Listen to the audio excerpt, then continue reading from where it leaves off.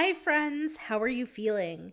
If the answer is frazzled, stressed, anxious, or some variation of I need a break, don't worry, I've got you covered.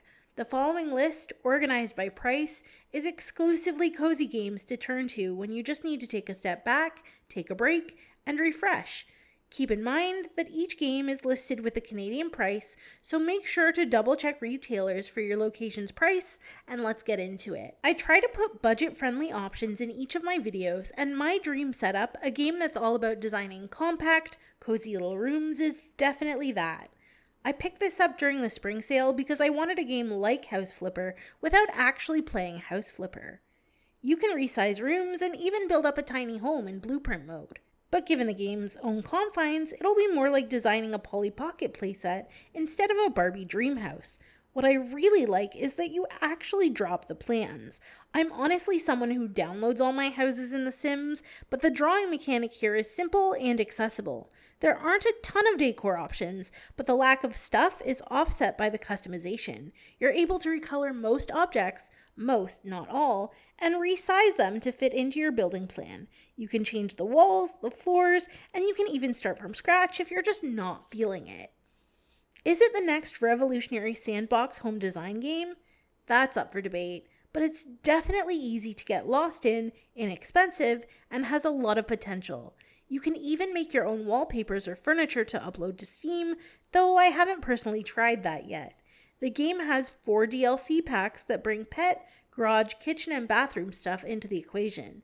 I haven't tried any of those yet, but after using this game to unwind after a couple of tough days, I can definitely see myself picking them up.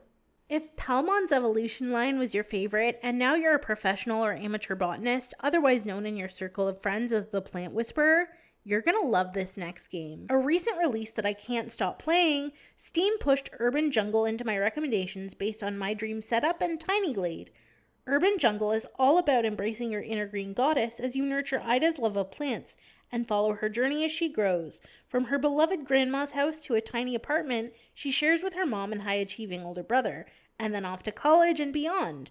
As you play, you'll unlock new plant variants, each of which will have different needs and preferences. In story mode, your job is to get a certain number of points as you transform small, cozy spaces into, well, cozy urban jungles that would make Poison Ivy smile. The higher you score, the faster you'll progress, and the farther you follow Ida's story, the more plants you'll be able to use to create the greenscape of your dreams. The music, sound effects, and no-pressure atmosphere make it a perfect addition to your cozy collection. There's also a creative mode that allows you to remove everything in a level and redecorate to your heart's content. You can add in as many plants as you've unlocked without worrying about your final score or whether certain plants thrive next to others, as creative mode allows you to just sit back and relax. I haven't finished the game yet, but right now, when I need to relax and unwind, it's my go-to. Honestly, I love WYRMHALL so much. If you saw my little guardsman review, you know I've been on the hunt to find another game that's similar without being the same, and WYRMHALL Brush and Banter fits the bill while still maintaining its own delightfully silly identity. WYRMHALL is another visual novel set in a fantasy world, but unlike Lil Guardsman, your choices don't determine the whole entire kingdom's fate. Rather, you're a goblin working part-time as a magical artifact cleaner. While you polish and scrub, a variety of memorable customers will engage with you, some of whom are actively trying to log you out of life by bringing increasingly dangerous items to your attention. If you're overcleaning a specific item or just not having fun, you can return the artifact to its owner in less than pristine condition. There are certain items which will guarantee your untimely demise, but you can always reload and restart the interaction.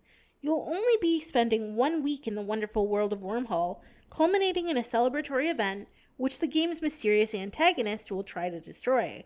Ultimately, you're in charge of your own destiny and get to decide how your story ends, as there are multiple options to choose from. I was tempted to join the Friendship's crew, but opted to explore the world with my younger brother instead. WYRMHALL is cozy, heartwarming, good for gamers of all ages, and it's also on the short side. I finished my first run through in just over 4 hours, but I'll definitely be returning to the world of WYRMHALL for another round of Brush and Banter. If you've been looking for an engrossing choose-your-own-adventure where your decisions actually impact the story and the characters around you, Cabernet is about immersive as it gets. I've already extolled its virtues in my first impressions video, but I finally got around to wrapping up my first run through, and I have nothing but high praise. Steam says I have about 20 hours logged in right now. I did have to restart because OBS crashed, but even so, I'd say it took me just over 17 hours to tie up my adventure, which makes it perfect for those of us who really enjoy getting the chance to sink into a story and get comfy as it unfolds. I know the game had a bit of a rough start with glitches right out the gate, but hear me out. A, the devs have been quick and responsive to patch those issues as fast as they can, and B, I played the entire game from start to finish and didn't run into trouble once. Not only is Cabernet a great fit if you've been looking for a more mature cozy game with simultaneous romance options and consequences for your actions, but it also provides a compelling narrative that you're in control of. Hone your skills, honor the Hippocratic Oath, fool around, it's really up to you. While it's true that every decision you make grants you either humanity or nihilism, you're not tethered to one or the other until later in the game. And during my first run through, while I tried to make the best decisions for Lisa as a doctor still clinging to humanity, it wasn't always beneficial to stick to the straight and narrow, allowing for an imperfect, realistic character to blossom from Cabernet's framework. What makes it so replayable is that you can't explore every possible avenue during play. Some events, like the dinner at Anastasia's and Evgeny's, are fixed moments in the storyline, but others, from the big things like the duel I never saw, to the smaller things like befriending the local stray cat, are entirely up to you. If you miss them, you can always start a new save file to see how things play out. One word of caution. Make sure you've attended to all your quests before you return to the Countess's Manor for the last chapter. You won't be able to return to town once you do that. Keep an eye on your calendar to see when the big story quests are due, and most importantly, relax and have fun. I know I did. The priciest game on the list, but arguably the year's cutest bakery sim, Cinnabunny allows you to live as a rabbit in the close-knit community of Sugar Creek Burrows. You'll be baking and selling fresh goodies, getting to know your neighbors, and slowly earning carrots to move the rest of your family into their own burrow. I'm actually still surprised by how much I've been enjoying this lately, especially since I almost refunded it after I bought it on launch. Still, all of my issues have been fixed, and starting a new save for the 1.1 update has really allowed me to appreciate what Cinnabunny has to offer.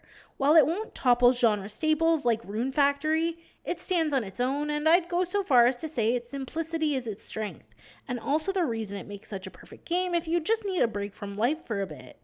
In Cinnabunny, you can choose to do everything or nothing at all. Explore or stick close to home. Socialize or bake. Swim or even do yoga if you want to. You can customize your bunny as often as you want, though the lily coat pattern is still my personal favorite. With the addition of tending your own market stall in 1.1, fast travel is now available via Gopher contracting, but make sure you save up enough carrots to unlock this new perk. Much like my previous save, I have yet to unlock the forest or the mines, and I've only barely started catching the recycle bots for Rowan. However, I'm loving the more personable nature of the market stall. It really adds to the homey vibe of the game when I can see exactly who's buying what and collect my carrots after a job well done. Whichever game you end up playing, I hope you get the break you deserve and come back feeling refreshed. If you've made it this far, thank you so much. And I'm curious, what game or hobby do you use to totally zone out and ignore the world around you for a few hours? What's your favorite way to relax and de-stress? I've been reading a lot more lately, which is great, but I'm hoping to get videos up on a bit of a more consistent schedule just because it's fun. If you like this, don't forget to subscribe, like, and tap the bell. It helps the channel a lot. I hope you're having a chill day, and I'll see you next time.